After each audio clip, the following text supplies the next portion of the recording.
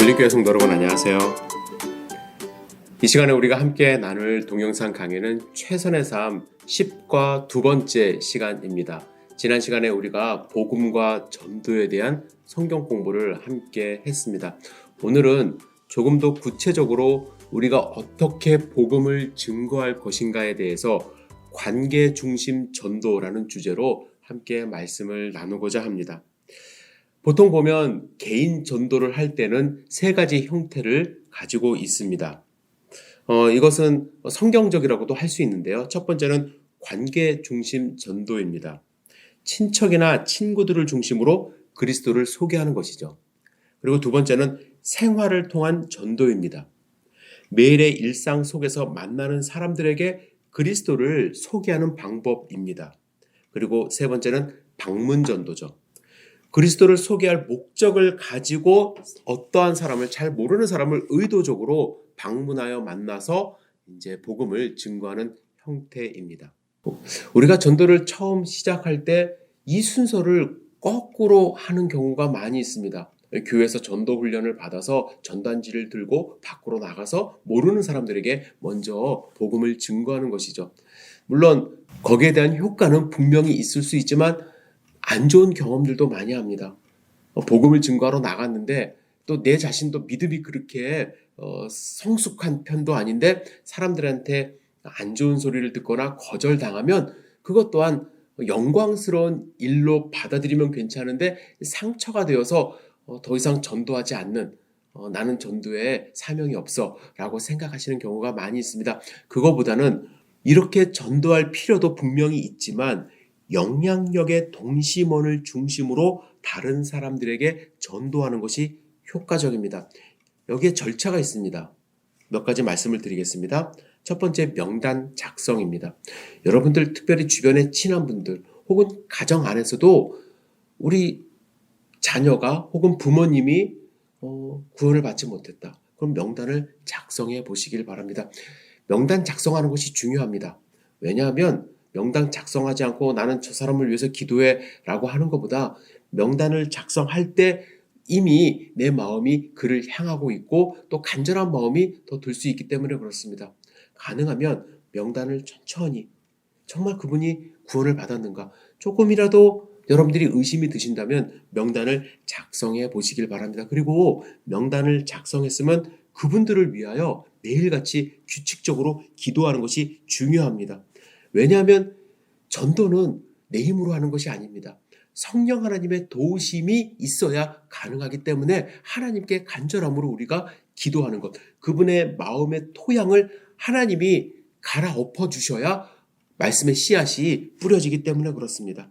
그리고 세 번째로는 그들과 대화하려고 노력을 하셔야만 합니다. 혹시 그분들과 대화를 하지 않고 그냥 기도만 하는 것은 어떻게 보면 사과나무 밑에서 사과가 떨어지기를 기다리는 것과 같습니다.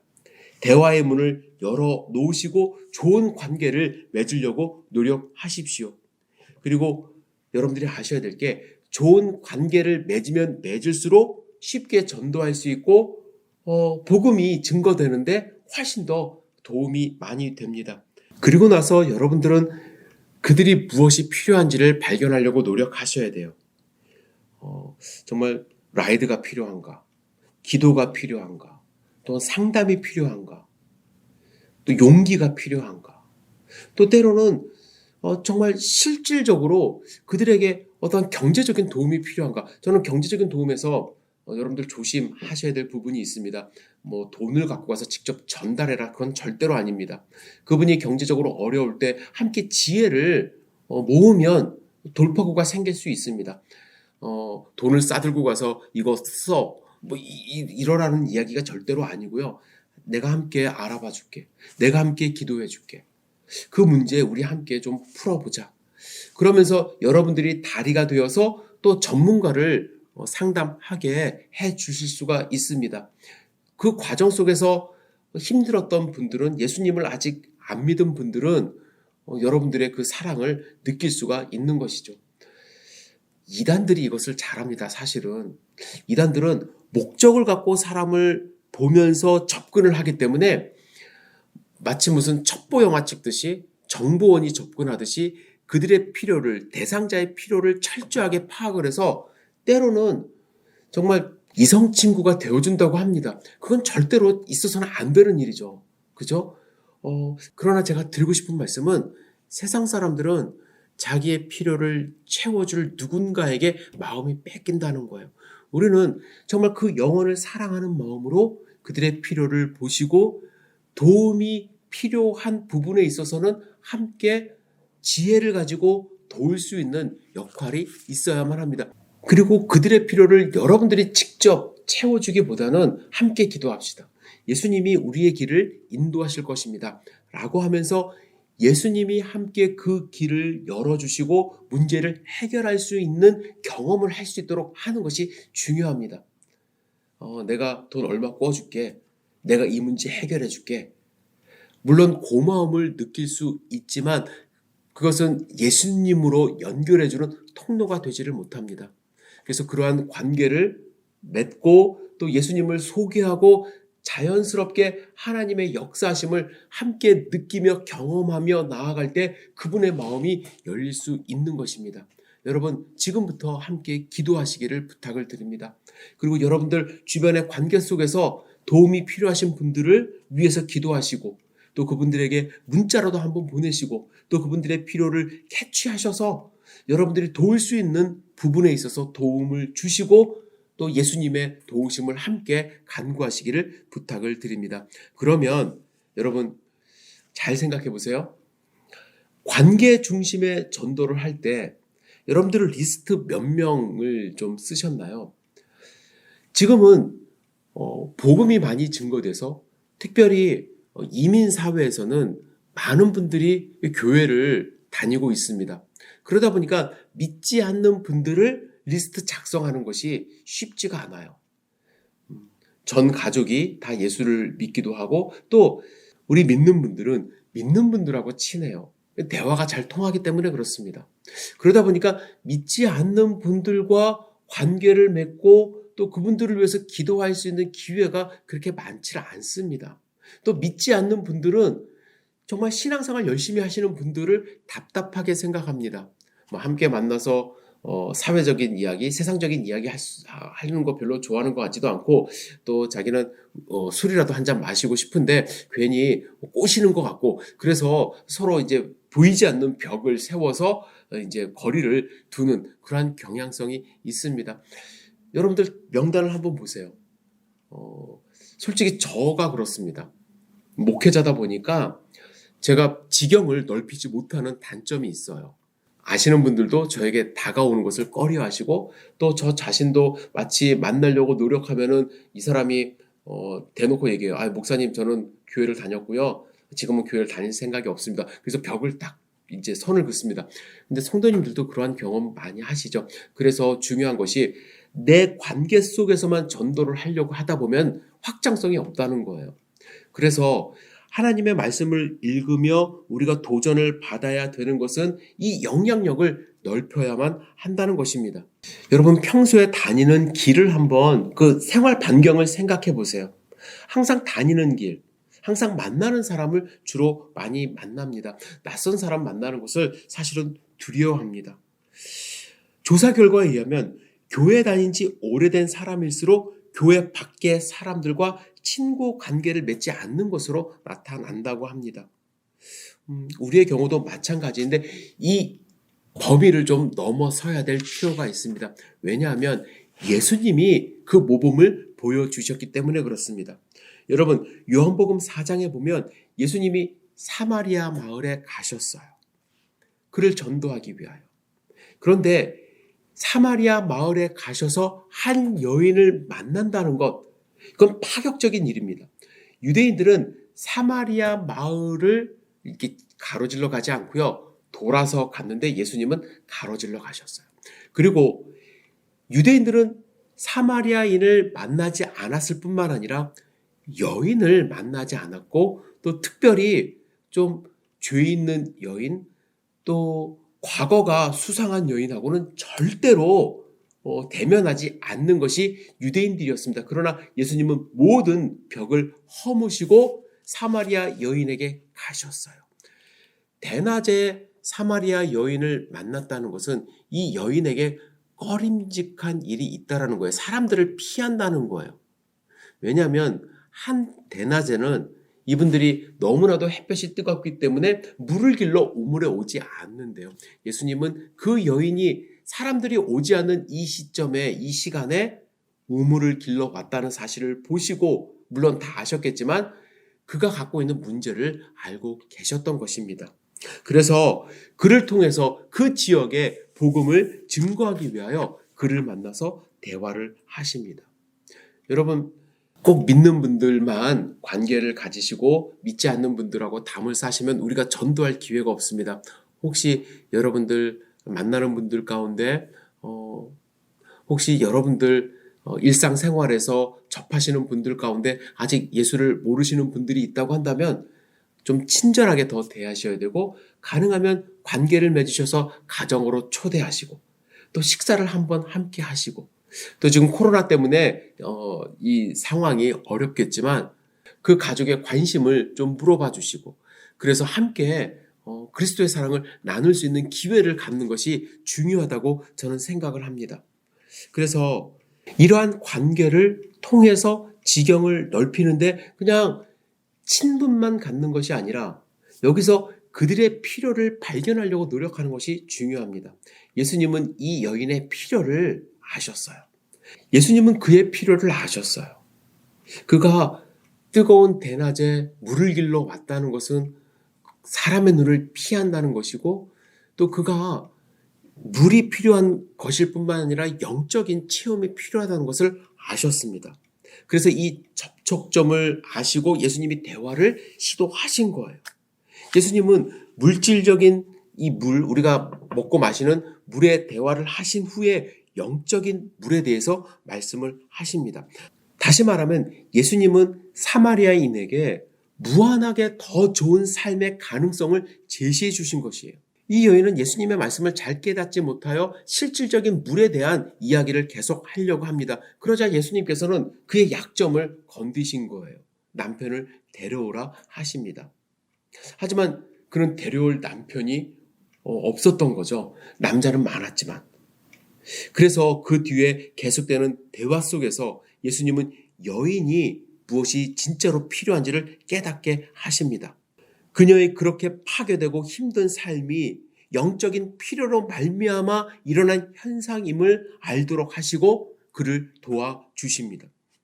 여러분, 믿지 않는 분들이 예수님과 깊은 교제를 해야 함을 우리는 알려줘야만 합니다. 믿지 않는 분들이 정말 예수님이 필요하고 회복이 필요하다는 것을 알 수 있도록 기도하시고 또 그들에게 말씀을 전해 주셔야 되는데, 그분들의 말을 수용하려고 하는 자세가 필요해요. 전도를 하다 보면 너무나도 답답해서 아니야, 너 틀렸어, 그렇게 살면 안 돼 라고 이야기하시는 분들이 있는데 예수님은 그렇게 하지 않으셨어요. 요한복음 4장 17절에 보면 내가 하는 말이 옳도다, 18절에도 내 말이 참되도다. 그의 말을 받아주셨어요. 인정하셨어요. 그리고 나서 참된 길로 인도하셨죠. 첫 번째, 예수님께서는 사마리아 여인으로 하여금 바른 종교 생활을 하는 것이 문제가 아니라는 것을 말씀하셨습니다. 하나님께 중요한 것은 어디서 예배하는 것이 아니라 어떻게 예배하는가라는 것을 알려주셨죠. 여러분, 전도하실 때요, 그리스도와 개인적인 관계에 대해서 초점을 맞추셔야 돼요. 교회 출석하셔야 됩니다. 우리 교회 꼭 오셔야 됩니다. 물론 나중에는 그렇게 말씀하실 수도 있지만 처음부터 그렇게 말씀하시면 안 되고, 예수님과의 관계, 정말 우리가 하나님을 믿는 믿음이 중요하다는 것을 알려주시는 그러한 전도를 하셔야만 합니다.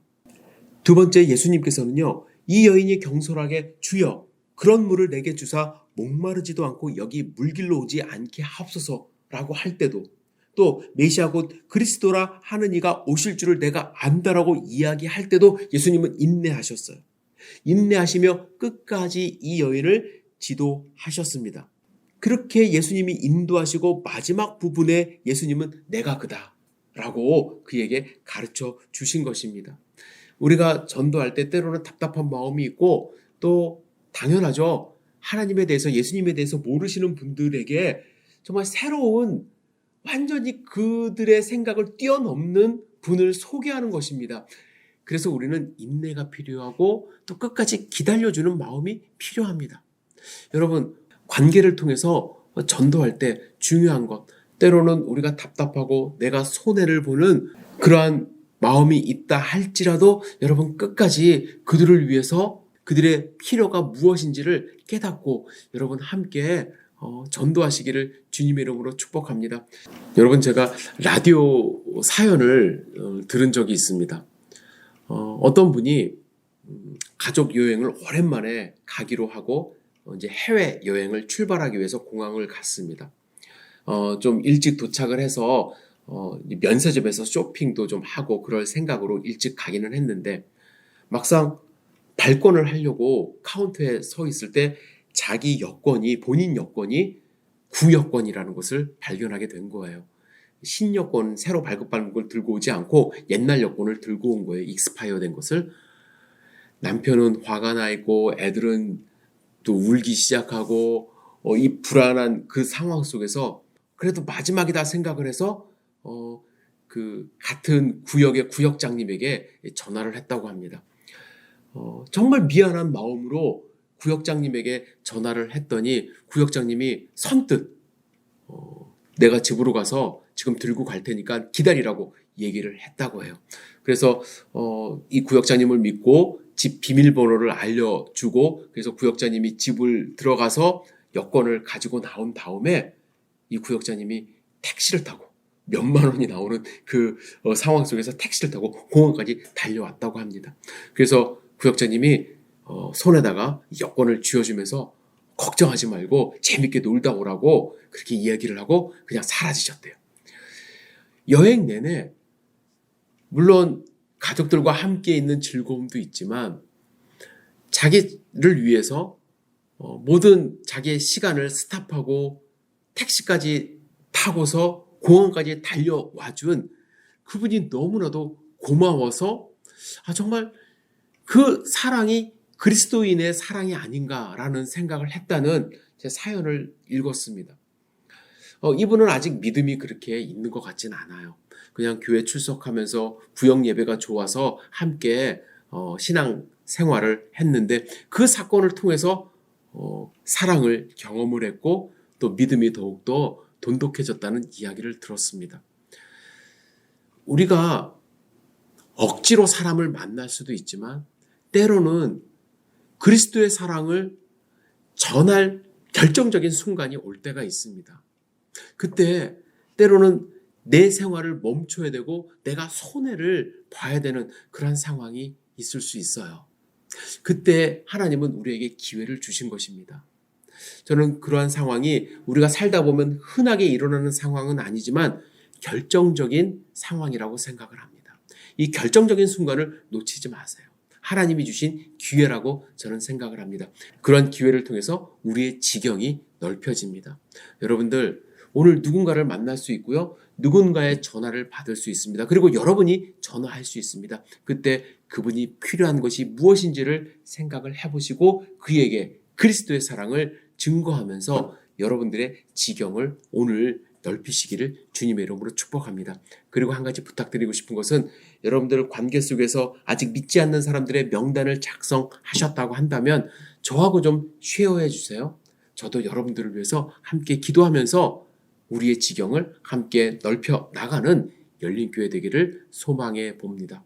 여러분들의 사랑을 이웃에게 증거하는 하루 되시기를 주님의 이름으로 축복합니다. 감사합니다.